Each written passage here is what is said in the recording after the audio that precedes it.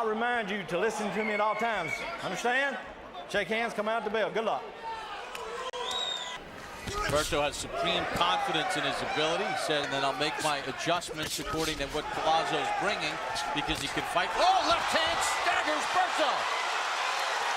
Round number 1 against David Estrada. Got dropped by Cosme Rivera.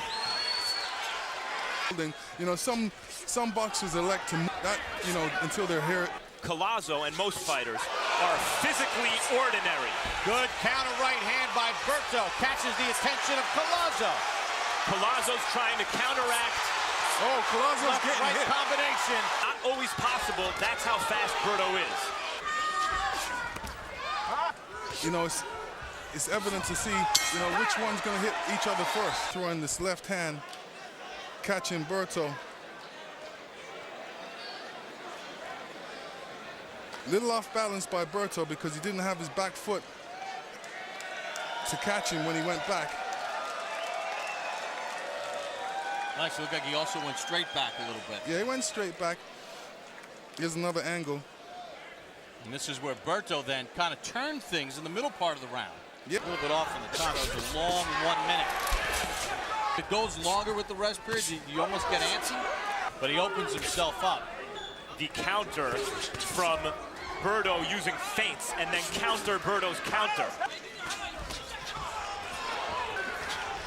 Good body shot by Collazo. And I think Collazo's jab's bothering him a little bit, so he... Berto goes straight back again.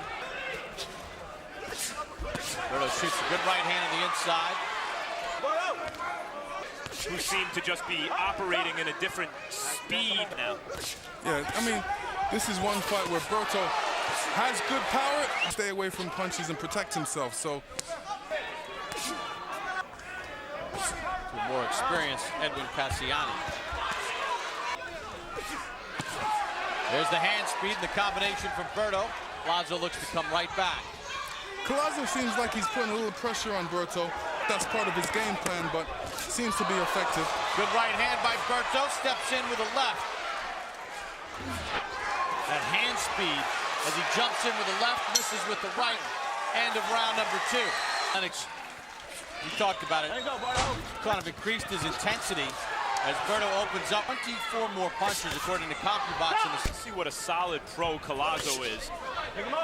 How could an opponent not be impressed with Berto's ability to land punches with that hand speed? Yet Collazo remains determined and seemingly unimpressed by Berto. Yeah, I think Collazo has hurt Berto there. Berto was kind of holding on. Looked like he was bothered by one of those short shots inside. Berto, he's been warned a couple times for holding. Collazo digs with a hook. Counter right hand from Berto. Misses with the left. Collazo with a short left inside. See, this is where Berto's a bit too square to Collazo, where he shouldn't be square. He should have that left foot forward and cover up a bit more. Collazo winning the battle on the inside. This is where people... What exchanges here? Berto with a right hand. Collazo digs in on the inside. Right hand over the top by Berto. Good Collazo against the ropes. But this is where I don't like Berto, where he stands in there. Eldrick Taylor, a great but flawed fighter for the same reasons. Was a little too eager to mix it up and square up to his opponent. Collazo has done great work to the body here in this round on the inside. Most of that missed, left hand scored. Collazo fires back. Again, Lennox, the point you made, Berto's too square in front of Collazo, like right now. I mean, even in this situation, he's supposed to even push him off. Berto should push off Collazo and get him away from him and have him moving backwards, and then he could apply the pressure and throw some punches. That body work by Collazo is taking a toll on Berto. Left hand, counter right. Collazo says, didn't hurt me. Watch the hands, guys, watch the hands.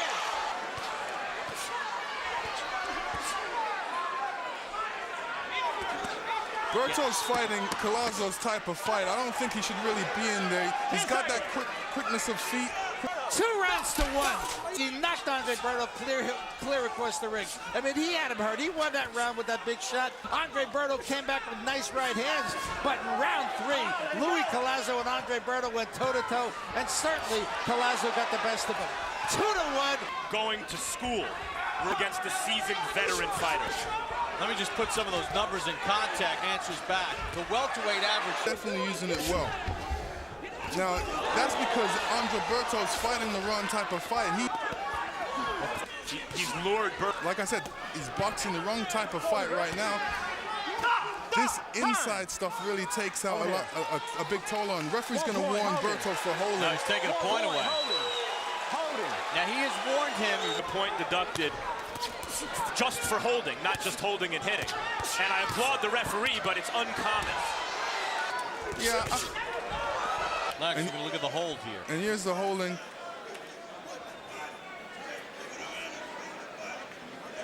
Collazo did a little holding there too. Looks like both of them were holding, but the referee to his game.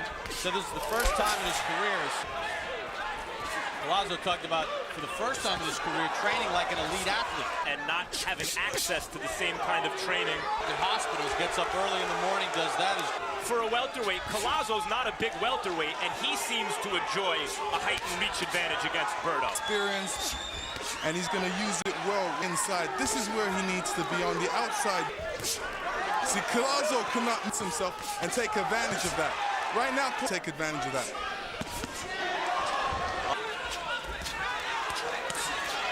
Collazo missed with the left hand over the top. Limited the effectiveness of Collazo in this round. This free box only 7 connects for Collazo here in the round. At the end of the last round, use his hand speed. Stay out of Collazo's wheelhouse. Good job. Takes a much more intelligent approach to the start of the round by Berto. Remember, Berto lost a point in round number 4 for holding. Position having already deducted a point from Berto for holding. If Berto continues to hold at another point, after that, he'd be looking at a disqualification. Berto stepped in with a good right hand. Collazo dips away from the right. Next is Berto. Collazo busy. This is where Berto gets himself in trouble. Berto's trying to get as a form of holding, but what he's doing is allowing him to punch at the same time and not punching him back.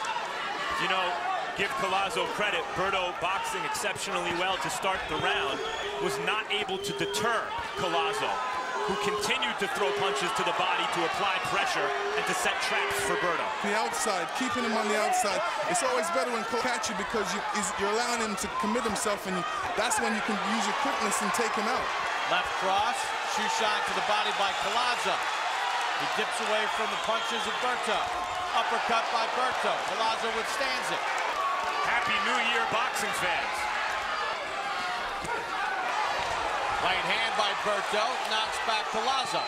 I'm going against Collazo, but you know, you have to throw 2 uppercuts, not 1. Which we saw Collazo do earlier.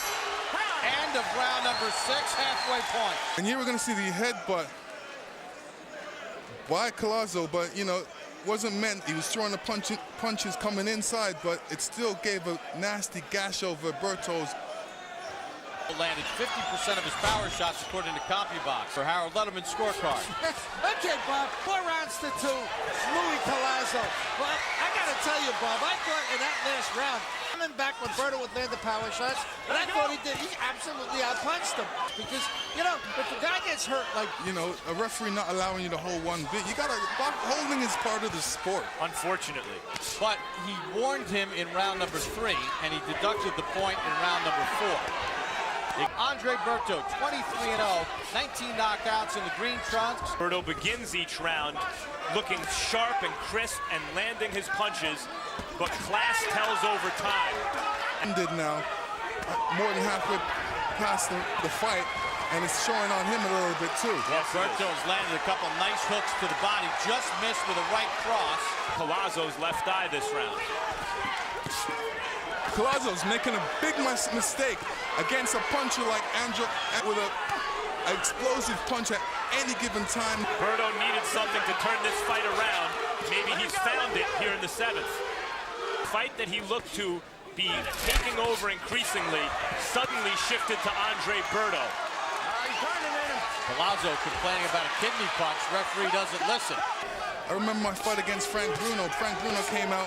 This is the third time he's in against a top fighter, an elite fighter, and at a certain point concentrated on Collazo's body early, and it seemed to pay dividends. An extra dimension to his game here, which we saw flashes of in his fight against David Estrada. Berto's doing a good job by placing his shots to the body, which is important at this moment in time in the fight, because...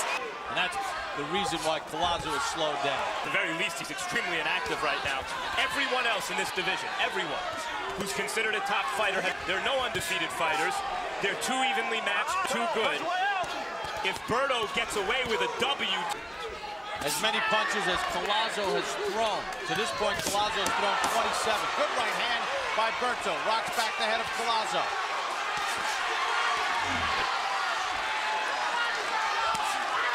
Although one of those rounds I know that Harold did give to Collazo, but the tide of this fight has really turned. And Kessler demanded more of him. And Berto is adjusting and giving more, looking to fill that vacuum at the top of the sport, left by De La Hoya and Roy Jones's decline. Every advantage you can. If a man's holding you, and Collazo realizes that Andre's hurting him. Short left, Berto counters. Also, what Berto did, he started moving around the ring a little bit and not being a sitting target for Collazo. Well, now Collazo's going back to work here a little bit. Where the ending is difficult to determine. And here we see Collazo rallying back and hurting Berto and changing, it seems again, the momentum of the fight. He's out punching him, he's piling up the points.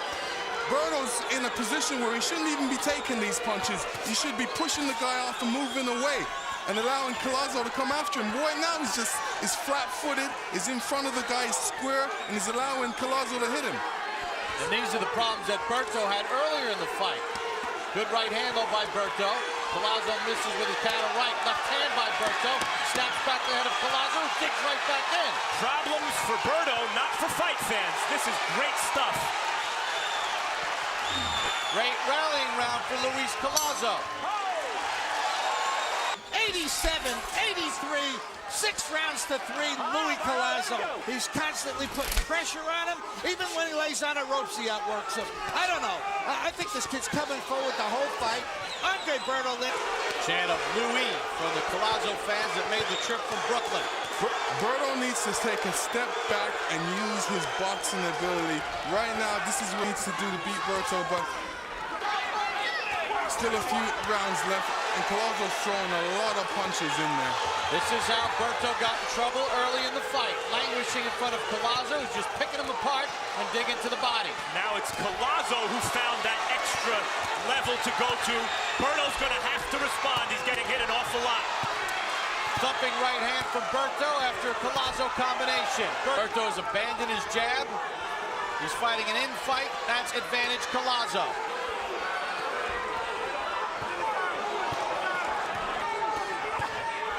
Hook to the body, hook to the chin by Collazo. This is the time for Andre to take advantage if he can, but whether he has enough energy left in his fast-paced and brutal fight. Thrown in this round, 159 combined. Needs to be inside again. He just walked in there with no punches. Thrown in the round is 34. Collazo threw 106 in the round. Can Berto rally? Towards a dramatic conclusion.